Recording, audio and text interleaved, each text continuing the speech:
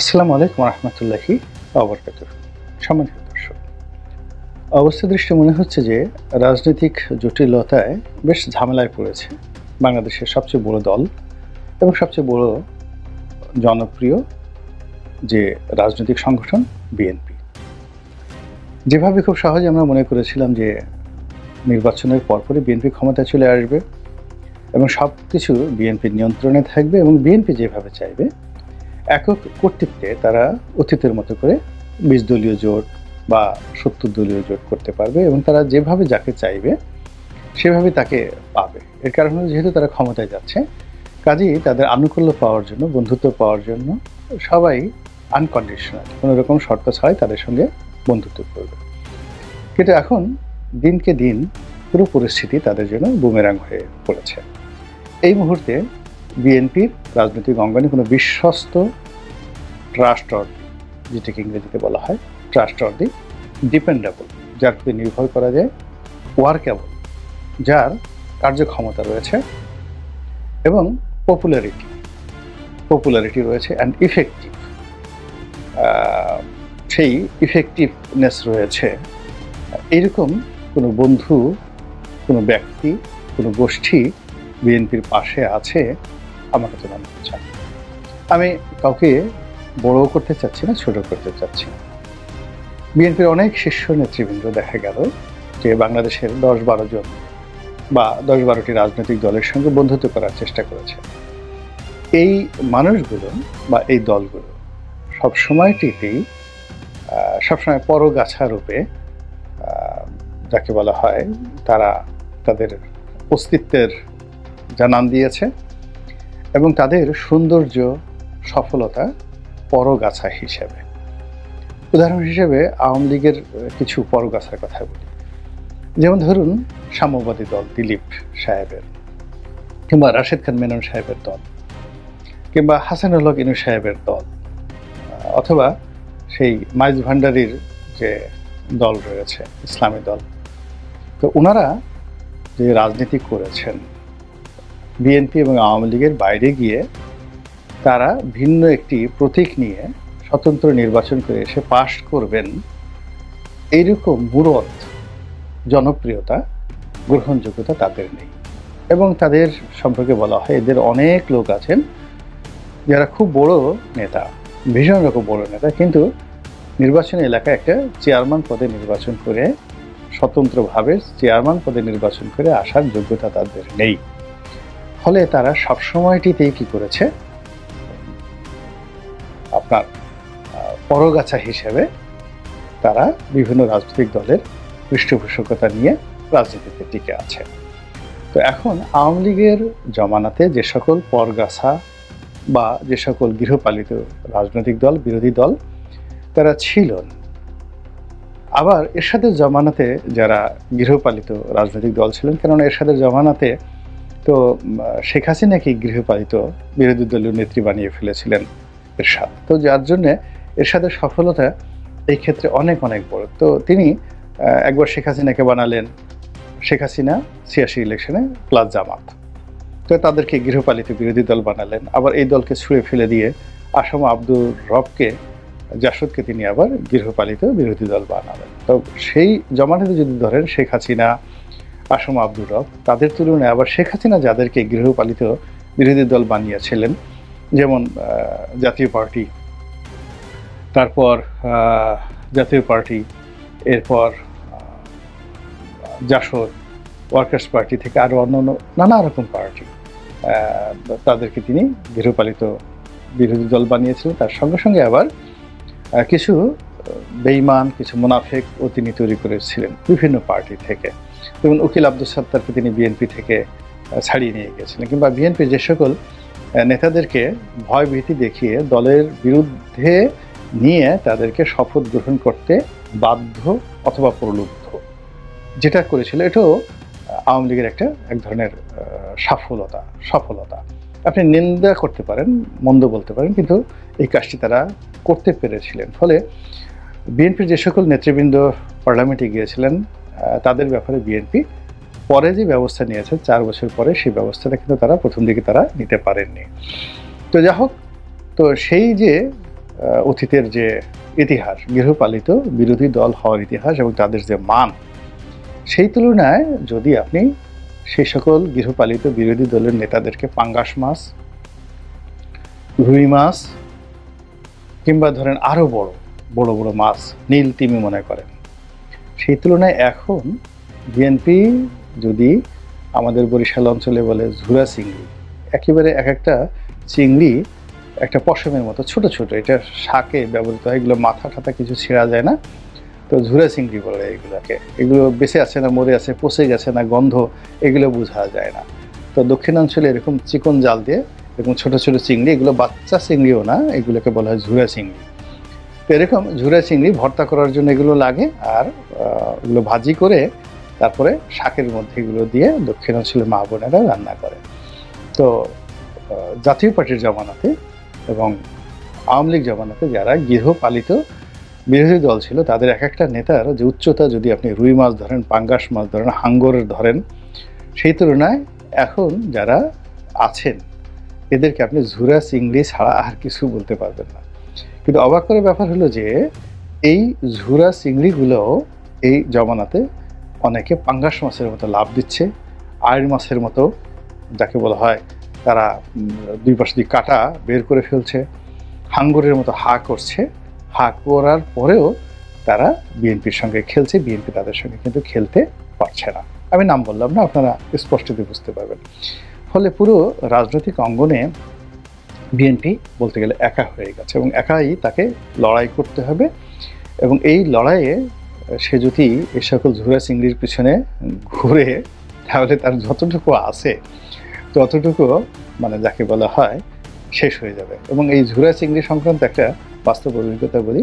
একজন খুব বড় নেতা, বিএনপির বড় নেতা, তো তিনি একজন ঝুরা চিংড়ি সম্পর্কে বলতেছিলেন যে বেগম জিয়ার সঙ্গে বৈঠক হবে, তো বৈঠকের পরে সঙ্গতির কারণে ৩ নম্বর চেয়ারটায় তিনি সবসময় গিয়ে বসেন, সেই নেতা বলতেছিলেন।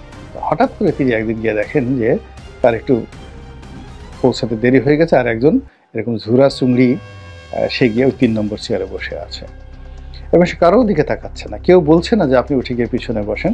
ফলে সেই বড় নেতা বাধ্য হয়ে দেখা গেল পুরো অনুষ্ঠানের মধ্যে সে পেছনে বসলেন। এবং এটার প্রতিক্রিয়া এমন হলো যে কয়দিন পরে দেখা গেল যে এটা নিয়ে বিরাট একটা বিশ্রী অবস্থা তৈরি হয়ে গেল এবং সেই ঝুরা চিংড়িও সেই বিএনপির জোট থেকে চলে গেল, আর সেই নেতাও বিএনপি থেকে চলে গেল। তো এরকম ঝুরা চিংড়ির ফলে কি হয়, বিএনপির মারাত্মক ক্ষতি হয়। বিএনপির অনেক বড় বড় নেতা এ সকল ঝুরা চিংড়ির দ্বারা অপমানিত হয়, লাঞ্ছিত হয়। তারপরে বিএনপির অনেক বড় বড় নেতা এই ঝুরা চিংড়ির পিছনে ছুটতে গিয়ে, মানে দলীয় হাইকমান্ডের নির্দেশে এই সকল ঝুরা চিংড়ির পিছনে ছুটতে গিয়ে তারা অপমানিত হয়, লাঞ্ছিত হয়। আর এই ঝুরা চিংড়ি করে কি, তারা বিএনপিকে ব্যবহার করে, ব্যবহার করার পরে যখন মাল পায় না, বিএনপি তার টাকা দেয় না।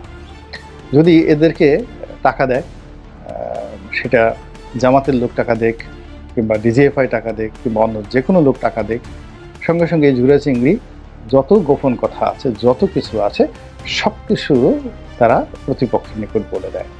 তো বলে দেওয়ার পরে প্রতিপক্ষ যেটা বুঝে যে দলের মানে বিএনপির যারা নেতৃবৃন্দ এই সকল ঝুরা চিংড়ির সাথে যোগাযোগ করে, তাদের আন্ডারস্ট্যান্ডিং, তাদের লেভেল, তাদের উচ্চতা, তাদের ওজন, আকৃতি বুঝতে পারার পরে তাদের প্রতি আর শ্রদ্ধা রাখে না, প্রতিপক্ষ শ্রদ্ধা রাখে না। প্রতিপক্ষ যখন আপনার সম্পর্কে শ্রদ্ধা রাখবে না, তখন আপনার রাজনীতি শেষ। দ্বিতীয়ত হলো যে প্রতিপক্ষ তখন করে কি, এই সকল ঝুরা চিংড়ির কাছ থেকে বিভিন্ন কথাবার্তা শুনে তারা তাদের প্রতিপক্ষের আইকিউ লেভেল বোঝার চেষ্টা করে যে এর স্ট্যান্ডার্ড কি, এর কি সাব স্ট্যান্ডার্ড না আপ স্ট্যান্ডার্ড, তো এর বুদ্ধিমত্তা কেমন, সাহস কেমন, শক্তি কেমন। তো এইগুলো করে প্রতিপক্ষ যখন আক্রমণ করে বা আঘাত করে, তখন আর সেগুলো প্রতিহত করার মতো যে সেনাপতি, শক্তিশালী সেনাপতি দলের মধ্যে যারা আছে, তারা যেহেতু আগেই বিভিন্ন এই ঝুরা চিংড়ির দ্বারা অপমানিত হয়েছে, লাঞ্ছিত হয়েছে, তারা সেই মানসিকভাবে অনেকটা দূরে চলে যায়। কিছু করার নাই, জীবনের শেষ পর্যায়ে এসে আর কোথায় যাব, কি করব, অনেকটা মিরুমান হয়ে বসে থাকে, জাস্ট বেইজ্জতি হওয়ার ভয়ে নিজেকে নিবৃত্ত রাখে। তো এই লোকগুলো তখন আর অ্যাক্টিভেট হয় না, রিয়াকশনও দেখায় না, ডিঅ্যাক্টিভেট হয় না, তারা তাদের মতো করে চলতে থাকে। তো এরকম জায়গা থেকে বের হওয়ার জন্য মূলত এখানে দুটো বিষয় আপনি দেখেন যে বাংলাদেশের তিনজন লোক যাদেরকে সফলতম রাজনীতিবিদ বলা হয়, বঙ্গবন্ধু শেখ মুজিবুর রহমান, শহীদ প্রেসিডেন্ট জিয়াউর রহমান এবং এরশাদ সাহেব। তারা বন্ধু সিলেকশনে যে সফলতা দেখিয়েছেন, বঙ্গবন্ধু শেখ মুজিবুর রহমানের অন্ততপক্ষে 20 থেকে 25 জন ঘনিষ্ঠ বন্ধু ছিল যারা তার মানের রাজনীতিবিদ, ইকুইভ্যালেন্ট, এবং বঙ্গবন্ধুকে তুমি করে তুই-তুকারি করে ডাকতেন সবার সামনে, পার্লামেন্টের মিটিংয়ে, তারপর শেষে ক্যাবিনেট মিটিংয়ে তুই-তুকারি করে কথাবার্তা বলতেন। এরকম অনেক এমপি মন্ত্রী বঙ্গবন্ধুর সঙ্গে ছিল এবং তাদের সঙ্গে তার যে সম্পর্কটা সেটা একদম ড্রয়িং রুম, ডাইনিং রুম নয়, একবার বেডরুম পর্যন্ত ছিল। এইরকম অন্ততপক্ষে অনেক বন্ধুবান্ধব ছিল যারা দীর্ঘদিন সেই 1951 থেকে তাদের সঙ্গে তার পারিবারিক বন্ধুত্ব, যেটা মৃত্যু পর্যন্ত সেটা বহাল ছিল। এর মধ্যে একমাত্র খন্দকার মোশতাক বেইমানি করেছে, বাকি কেউ কিন্তু তার সঙ্গে বেইমানি করেনি। ফলে কি হচ্ছে, আপনি তাকে যতই গালাগালি করেন না কেন, তার যে ফাউন্ডেশনটা রাজনীতিতে ওটা রয়ে গেছে। তার শত্রুতা, তার সঙ্গে যাদের শত্রুতা ছিল, রাজনৈতিক প্রতিযোগিতা ছিল, তাদের একটা লেভেল ছিল, মান ছিল। তিনি সাধারণত শত্রুতা করতেন না, প্রতিযোগিতা করতেন। মাওলানা আব্দুল হামিদ খান ভাসানীর সঙ্গে তার প্রতিযোগিতা ছিল, আর অনেকের সঙ্গে তার প্রতিযোগিতা ছিল। তিনি সেখানে রাজনীতির মার প্যাচে তাদেরকে তিনি দমন করতেন। আবার এই কাজগুলো করার ক্ষেত্রে তার বন্ধুবান্ধব তাকে সহযোগিতা করতেন, এবং তিনি পাকিস্তান ফেরত সামরিক কর্মকর্তা, মুক্তিযোদ্ধা সামরিক কর্মকর্তা, বেসামরিক কর্মকর্তা সবাইকে নিয়ে সম্মিলনভাবে one of the finest cabinet কিন্তু তিনি গঠন করেছিলেন। সচিবালয় স্ট্রং ছিল, মিলিটারি স্ট্রং ছিল, এবং এত কিছু সত্ত্বেও যে যাই বলুক না কেন, জিয়াউর রহমান সাহেবের সঙ্গে কিন্তু তার একটা পারিবারিক সম্পর্ক ছিল। বোঝার চেষ্টা করেন এখন কোন প্রধানমন্ত্রী, এখন ডক্টর মোহাম্মদ ইউনূসের সঙ্গে কি সেনাবাহিনীর ডেপুটি চিফ অফ স্টাফ যিনি আছেন, উপপ্রধান, তো এখন ওই পদটা নেই, ধরুন একজন লেফটেন্যান্ট জেনারেল, তার সঙ্গে কি বা বর্তমান সেনাপ্রধানের সঙ্গে পারিবারিক সম্পর্ক আছে? নাই। কিন্তু এই সম্পর্কটা কিন্তু ছিল যাকে বলা হয় বঙ্গবন্ধুর সঙ্গে। ফলে রাজনীতিতে তিনি অমরত্ব লাভ করেছেন। জিয়াউর রহমান সাহেব তার নিজের অফিসিয়াল ব্যক্তিগত সম্পর্কটা তিনি করতে পেরেছেন, কিন্তু বঙ্গবন্ধুর মতো তিনি পারিবারিক সম্পর্ক স্থাপন করতে পারেননি। কেননা পারিবারিক সম্পর্ক স্থাপন করার জন্য ছেলে মেয়ে স্ত্রীকে পলিটিক্যাল হতে হয়। তো ছেলে মেয়ে স্ত্রী পলিটিক্যাল হতে হয়, ঘরকে ওরকম রাখতে হয়। কিন্তু জিয়াউর রহমান করতেন কি, তিনি তার ঘরকে হয়তো তিনি ওইভাবে রেখেছেন, বা তার স্ত্রীকে তিনি পলিটিক্যাল কাজ ইনভলভ করতে চাননি। তিনি তার অফিসকে এবং তার ব্যক্তিগত কর্মকে তিনি ওপেন করে দিয়েছেন, জাস্ট লাইক পলিটিক্যাল। যে কোনো লোক তার সঙ্গে কথা বলতে পারতো যে কোনো সময়। অর্থাৎ বঙ্গবন্ধু যে কাজটি অফিসে করতেন এবং বাসায় করতেন, সেই একই কাজটি তিনি অফিসে করতেন জিয়াউর রহমান সাহেব। আর এরশাদ সাহেব এই কাজটি আরও ডাইনামিকিজমে নিয়ে গেছিলেন। তিনি ঘরে করতেন, বাইরে করতেন, মদের আড্ডায় করতেন, তারপর শেষে দুর্নীতির টাকা ভাগাভাগি করা থেকে শুরু করে সকল কর্মে তিনি এই যাকে বলা হয় রাজনীতি করতেন। ফলে কি হলো, তাদের যে শত্রুতা এবং তাদের যে মিত্রতা, এই মিত্রতার একটা লেভেল ছিল। ফলে ক্ষমতা ট্রান্সফার এবং ক্ষমতা পাওয়া এবং ক্ষমতা চলে যাওয়ার পরেও মানুষ এখনও তাদেরকে মনে করে। আমরা এই যে কথায় এরশাদকে ভুলতে পারছি না। তো এখন আপনি যতই স্বৈরাচারী বলেন না কেন, তার সঙ্গে যার বৈঠক হয়েছে, কথা হয়েছে, এক টেবিলে খেয়েছে, আমার মতো মানুষকে তিনি নিজের হাতে খাইয়ে দিয়েছেন বহুবার। তো এটা আমি তো বেগম খালেদা জিয়ার বাসার সামনে যাব কল্পনাই করা যায় না। আমি তারেক রহমান সাহেব লন্ডনে যাব, তারেক রহমান সাহেবের বাসায় গিয়ে দুপুরে খাবো, তার স্ত্রী নিজের হাতে রান্না করে আমাকে খাওয়াবেন, এই কথা বলার সঙ্গে সঙ্গে আমার উপর গজব নাজিল হয়ে যাবে।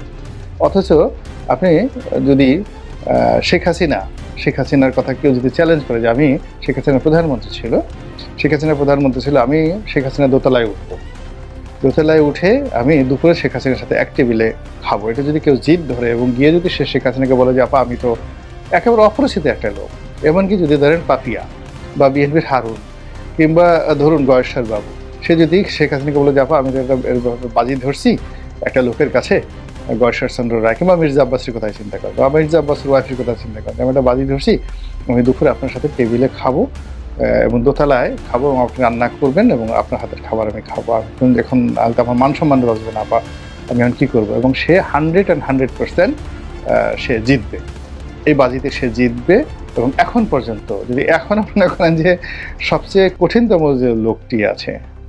লোকটি আছে সেও যদি এই কাজটি করে, তো এই যে রাজনীতির যে ফেলোশিপ, পারিবারিক যে সম্পর্কটা, এই সম্পর্কটা যারা অতীতে করতে পেরেছে তারাই কিন্তু রাজনীতিতে অমরত্ব হয়েছে এবং বন্ধু তৈরি করতে পেরেছে। আর যারা সবসময় হলো লেফট রাইট করো, স্যালুট দাও, স্যার বলো, তারপরে আমি খালি খাবো, কাউকে খাওয়াবো না, আমি খালি নেব, কাউকে দেব না, আমি সবসময় ঘাড় বাঁকা করে থাকবো, এই জিনিসগুলো, এই টেন্ডেন্সিগুলো যাদের মধ্যে থাকে তারা রাজনীতিতে ইন জেনারেল হতে পারে না। আপনি গিয়ে দেখেন কেন মির্জা আব্বাসের বাসায় এত লোক থাকে, গয়েশ্বর বাবুর বাড়িতে, বাসায়, অফিসে সবসময় কেন লোক থাকে, ইশরাক ইয়াং ছেলে, তার বাসায় কেন এত লোক থাকে, এত লোক কেন তার বাসায় থাকে। ওই যে সমালোচনা করেন সেই যাকে বলা হয় বিএনপির সাবেক স্বরাষ্ট্র প্রতিমন্ত্রী, কেন এই লুৎফুজ্জামান বাবুর তার পুরো এলাকাতে, ময়মনসিংহ বেল্ট, ময়মনসিংহ, জামালপুর, নেত্রকোনাতে সে যেখানে দাঁড়াবে সেখানে জয়লাভ করতে পারে, কেন এত জনপ্রিয়? মূল ব্যাপার হলো তার ঘর, তার বেডরুম, তার ব্যক্তিগত বাথরুম সব পাবলিকের জন্য ওপেন করে দেয়। যে কোনো লোক তাদেরকে ওন করতে পারে, যে কোনো লোক তাদেরকে নিজের অফিসে নিয়ে আসতে পারে, বাসায় নিয়ে আসতে পারে, আর তারাও যে কোনো মানুষের সাথে দেখা করতে পারে। এই যে যাকে বলা হয় মানে পাবলিক ওরিয়েন্টেড অ্যাটিটিউড, এই কারণে বিএনপির যে সকল নেতা, আওয়ামী লীগের যে সকল নেতা এই জিনিসগুলো বেশি করেছে। একসময় যেন মিজানুর রহমান চৌধুরী মনে করে যে উনি যখন প্রধানমন্ত্রী, আমি তখন একেবারে জুনিয়র একটা স্টাফ রিপোর্টার, দুপুরের সময় ওনাকে দোতলায়, মানে ওনার বাড়ির দোতলায় উনি আমাকে নিয়ে গেছেন। জাতীয় পার্টির সেই সময়ের যে কিংবদন্তি নেতা, আওয়ামী লীগের কিংবদন্তি নেতা মিজানুর রহমান চৌধুরী সাবেক প্রধানমন্ত্রী, এবং তিনি যখন সিটিং প্রধানমন্ত্রী, তখন আমার মতো একটা লোক, অথচ আমি মদুদ আহমেদের বাসার গেটের ভিতরে ঢুকতে পারিনি 6 মাস চেষ্টা করে।